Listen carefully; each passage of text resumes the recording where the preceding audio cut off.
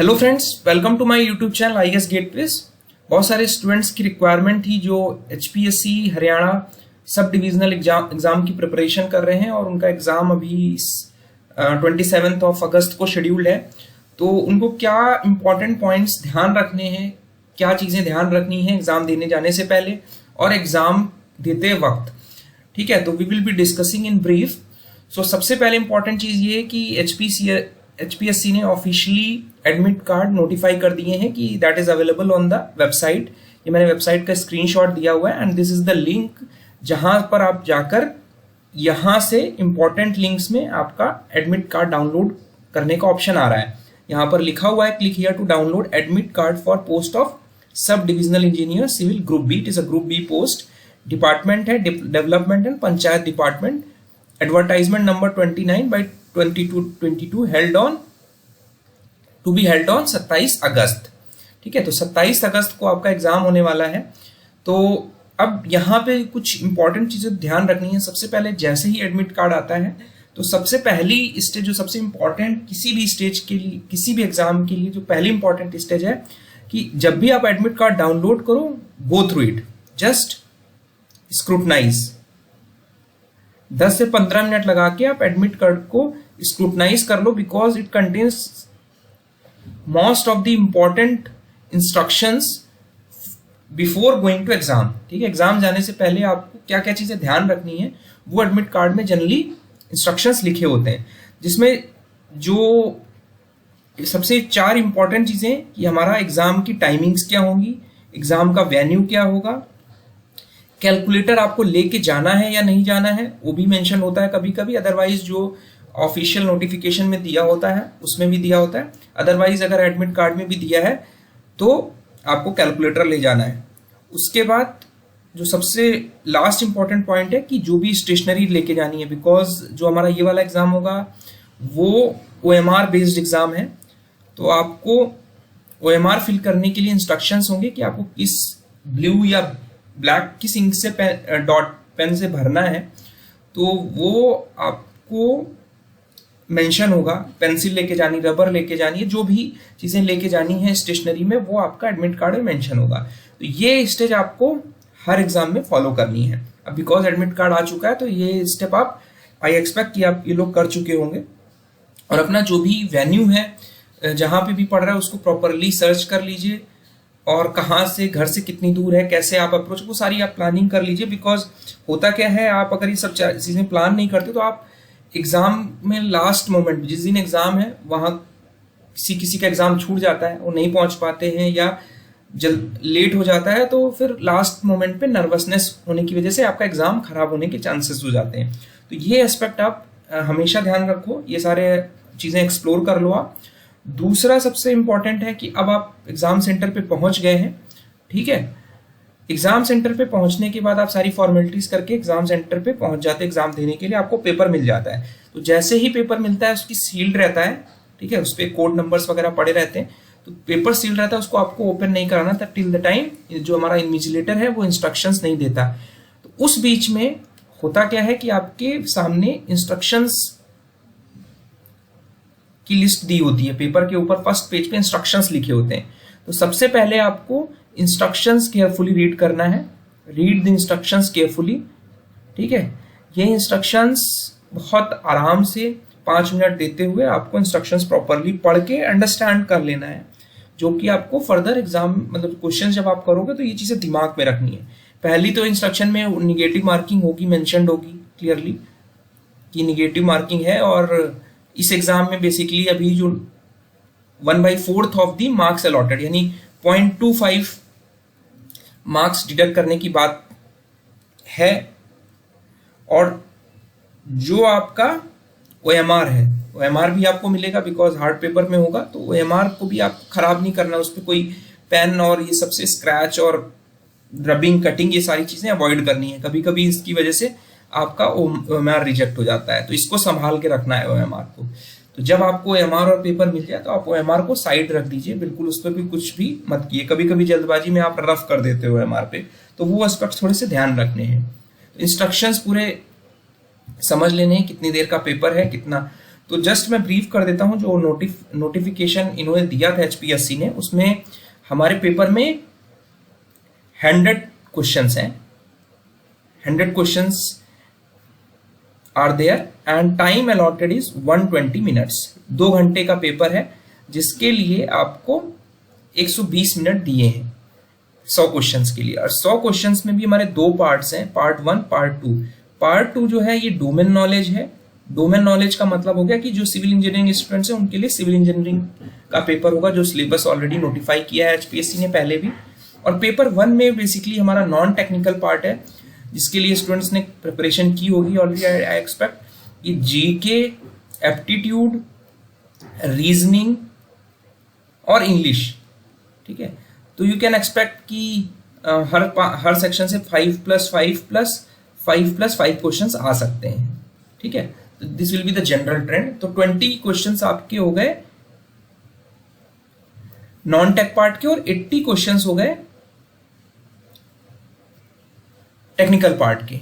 अब पार्ट 1 को अटेम्प्ट करने में ये आप ध्यान रखो कि इसमें बहुत ज्यादा टाइम आपको सोचने और डिस्कशन, जो आपने पढ़ा है उसको दिमाग में डिस्कशन करते हुए ये सारे चीजें आपको नहीं करनी है इसमें, because to the point questions आते हैं। रीजनिंग में थोड़ा सा टाइम लग सकता है, इंग्लिश में थोड़ा सा टाइम लग सकता है। तो यू शुड टारगेट कि आप जो पेपर पार्ट 1 है इसको मैक्सिमम 15 मिनट में इसको खत्म कर दो आप, बिकॉज जो आप टाइम यहाँ बचा लोगे that time will be utilized for attempting paper 2। तो 15 मिनट में आप टारगेट करो कि 20 क्वेश्चंस आप इसको गो थ्रू हो जाओ। अब इसमें इंपॉर्टेंट पार्ट ये भी आ जाता है कि आप पार्ट 1 पहले स्टार्ट करोगे, पेपर स्टार्ट कहां से करोगे, वेयर टू स्टार्ट, ठीक है। तो उसका तरीका सिंपल ये है कि जिस पर आपको कॉन्फिडेंस हो, जिस पार्ट में आपको कॉन्फिडेंस हो। कुछ स्टूडेंट्स का जो ये जनरल एप्टीट्यूड और जीके पार्ट होता है वो स्ट्रांग होता है, तो अगर उनको कॉन्फिडेंस है तो you should start from paper 1 और you can start from paper 2। अगर सिविल इंजीनियरिंग आपने अच्छे से पढ़ रखी तो आई वुड सजेस्ट कि आप सिविल इंजीनियरिंग से स्टार्ट करो, बिकॉज अगर आपने ऐसे सेक्शन से स्टार्ट कर दिया जहां से आपके क्वेश्चन नहीं बन रहे तो आप स्टार्टिंग में ही पेपर में नर्वस हो जाओगे, तो आपके सब्सिक्वेंट आते हुए क्वेश्चंस में भी आपको फिर कंफ्यूजन्स क्रिएट होने लगेंगे, you will be feeling very discomfort in attempting the paper. तो सबसे पहले ये सिलेक्शन वेरी वेरी इंपॉर्टेंट है, ये आप 2 मिनट में डिसाइड कर लोगे।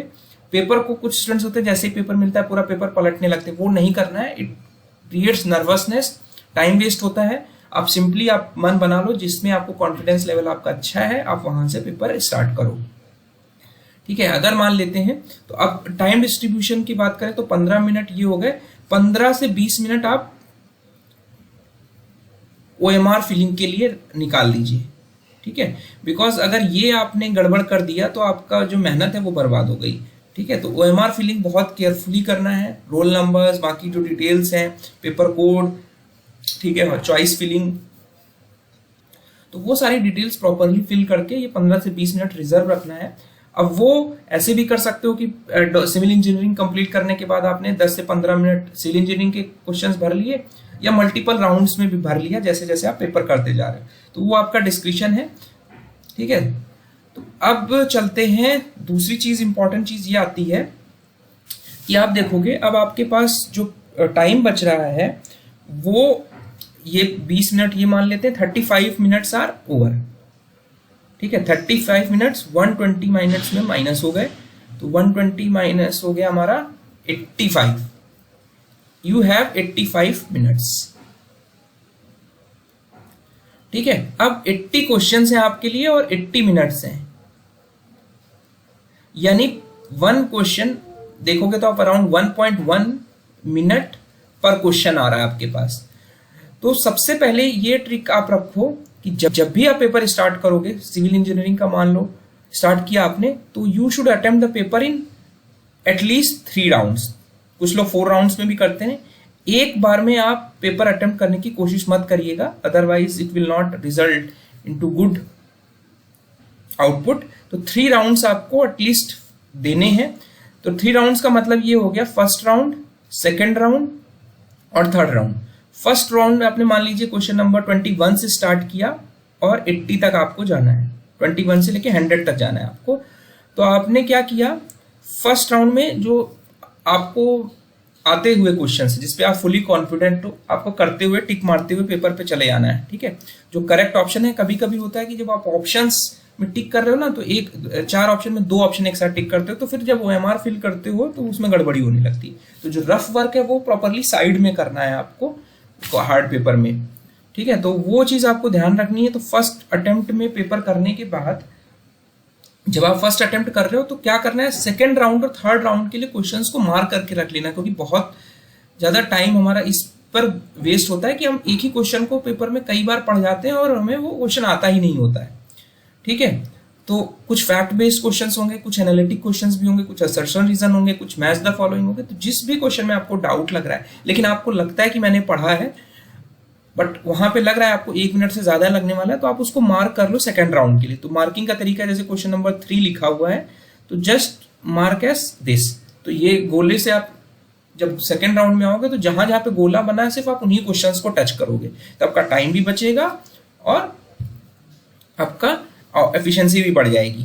और थर्ड राउंड के लिए वो क्वेश्चंस होंगे जो थोड़े से डिफिकल्ट हैं, जो लगता है आपको नहीं आते हैं, या न्यूमेरिकल क्वेश्चन जिसमें आपको कैलकुलेशंस में ज्यादा टाइम लग रहा है, आपको ऐसा लग रहा है कि मैं थोड़ा सा ज्यादा टाइम दूंगा तो ये हो जाएंगे, तो वो आपके थर्ड राउंड वाले क्वेश्चंस हैं। तो उसमें आप मार्क कर सकते हो, क्वेश्चन जैसे 3 है तो इसके ऊपर आपने एस्ट्रिक मार्क कर लिया। तो ये आपका अपना नॉर्मल क्लेचर है। इस तरह आप फर्स्ट राउंड में ही ये डिमार्केशन कर लोगे। फिर सेकेंड राउंड में आप गए, सेकेंड राउंड में आपने क्वेश्चन किए, तो फर्स्ट राउंड के बाद आप OMR, आई वुड सजेस्ट कि फर्स्ट और सेकेंड राउंड के बाद आप OMR फिल कर दीजिएगा, ठीक है। उसके बाद थर्ड राउंड में जो क्वेश्चंस आप हो पाते हैं आप करिए और फिर OMR भर दीजिए, और उसके बाद आप अपना पेपर 1 कर लीजिए, या पेपर 1 अगर आपने किया है तो अकॉर्डिंगली वो आप मैनेज कर लीजिएगा, ठीक है। तो ये कुछ इंपॉर्टेंट चीजें थी जो आपको ध्यान रखना है। और बिकॉज इस एग्जाम में निगेटिव मार्किंग है, तो आपको जिन क्वेश्चंस में बिल्कुल भी कॉन्फिडेंस नहीं है आप उनको अटेम्प्ट मत करिएगा। जहां पे 2-2 क्वेश्चंस पे आपको डाउट है, 2 ऑप्शंस पे डाउट है, वहां पे एलिमिनेटिंग राउंड या अपना लॉजिक, क्योंकि बहुत सारे क्वेश्चंस आते हैं, आपने पढ़ाई की हुई है तो लॉजिक से और आपकी अवेयरनेस से और थोड़ा कामली आपको उसको ऊपर सोचेंगे तो आपके क्वेश्चंस हो जाएंगे। So this was my opinion. तो अपना प्रिपरेशन कंटिन्यू रखिए, रिविजन्स पर फोकस करिए। अभी लास्ट मोमेंट है, 4-5 दिन बचे हैं, तो सिर्फ रिवीजन पर करिए, नई टॉपिक्स मत पढ़िए।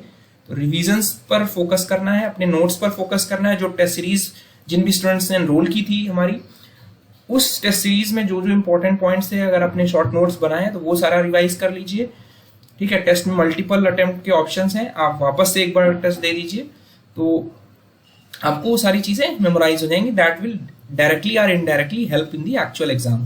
So thank you and all the best. और किसी को कोई पर्सनल डाउट हो तो इस वीडियो के डिस्क्रिप्शन बॉक्स में कमेंट कर सकता है। और जो IAS गेटविज का जो एंड्रॉइड ऐप है जहां पर टेस्ट सीरीज आप एनरोल कर सकते हैं, वो मैंने वीडियो के डिस्क्रिप्शन में प्ले स्टोर का लिंक दिया हुआ है। So thank you and all the best.